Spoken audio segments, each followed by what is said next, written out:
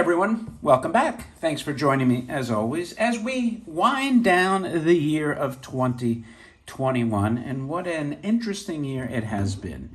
Hopefully the year has been good to you, and it's been tough for many people, but we'll plod on onto 2022. On the good side, we've had a lot of great toys to share. And before I get into this one, as always, take a second to subscribe, please. You'll be glad you did, because you will see the greatest toys on the internet, bar none. I challenge you to find a channel, a website with better toys. And I don't mean auction. I mean from one person, one individual. So I suppose you can go through like an auction company and find all the items they auction, but they're not the owners. I own these toys. Anyway, with that out of the way, I have a rare, and this video is actually, I'm making it and posting it December 30th. Like I said, a day and a half left in this year. I was going to do some battery toys. You know, I switched from the Technofix space trip, then to the Superman tank, and I have some battery toys. I was reluctant to unwrap because they're packed so nice, but I'm going to do it. And now, before I even got to use those to get out the end of the year, I said, you know what, this is a very easy one to unwrap, talk about in post. So anyway, this is a very cool toy, because how often do you see toys in flying saucers? It's really rare, especially tin and vintage, and especially character toys in flying saucers. They command a premium, and this is extremely rare. I have a picture from the Alpha-Drome that I'll use, hopefully, as my, the JPEG for the video, which shows the box. But I don't have the box for this. I wish I did, and would have probably been a hell of a lot more money if I had the box. But you know what? The toy is very minty. So let's look at Astroboy here. Look at his cool gloves. He looks like he could punch the snot out of somebody, right? And he's on his steering wheel. Well, look at how prescient of that, back then in the 60s. Now we do have steering wheels with all the controls, and, let's consider these screens. He's got his LC or LED screen, his OLED screen with his speedometer and tachometer, because what else would be, on there? And, it's very brightly colored. The one thing about this toy, see this ridge over here? Man, they could have put a giant dome over this, and it would have kicked ass with a cool dome. But they didn't. So we'll take it as is. I know it would have added another layer to the manufacturing process to secure it, but it would have looked so cool, the whole thing under dome. But maybe these fins then would have had to have disappeared. And I do like the fins. So here's the logo here. That Tada! I like to call it Tada!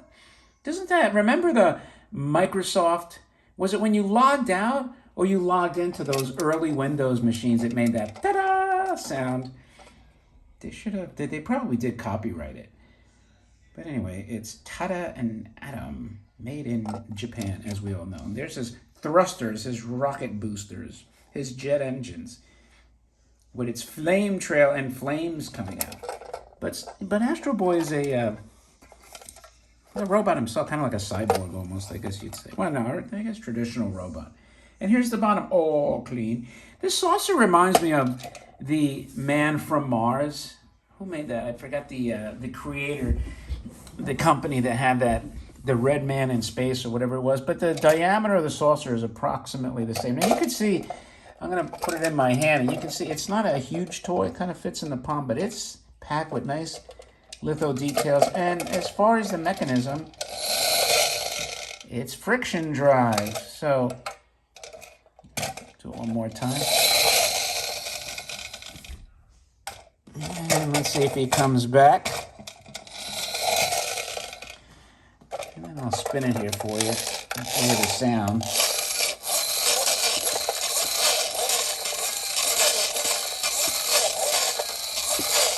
There's that cool, almost like a siren sound.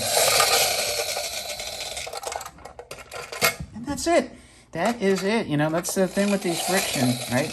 You have a very short plane of travel, so it makes it easy to to display, or to demonstrate, I should say. And it doesn't really do other than that. It's just, up to your imagination, right? A kid would get this thing, watch the cartoon, right? They'd be watching Astroboy, and then they'd get their toy. And so the fact that any of these survive, because you know what? It is kind of fragile. That's what makes these toys so valuable. Besides the artistic appeal, the craftsmanship, it's just the fact that it's so unusual for them to survive through the ages, through the decades, right? We're talking the 60s, we're getting close to 60 years old for a toy like this. Isn't that crazy? 60 years old, that's closing in on 3 generations. So it's up to us to spread the word and make people aware of these. And they did make that live action Astro Boy. Kind of didn't do so well, but maybe in the future.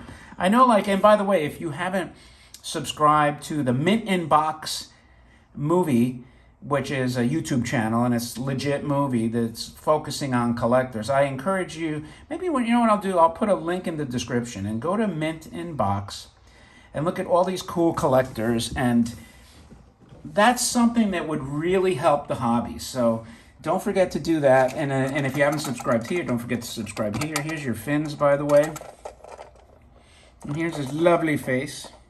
His data ports on top. He looks like he had a couple of extra meatball subs. Maybe he needs to tone it down a bit. Slim down.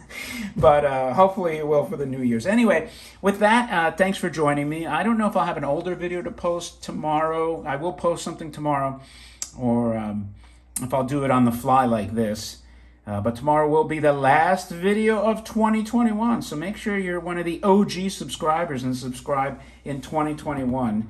The earlier, the cooler. So anyway, with that in mind, thanks as always for joining me.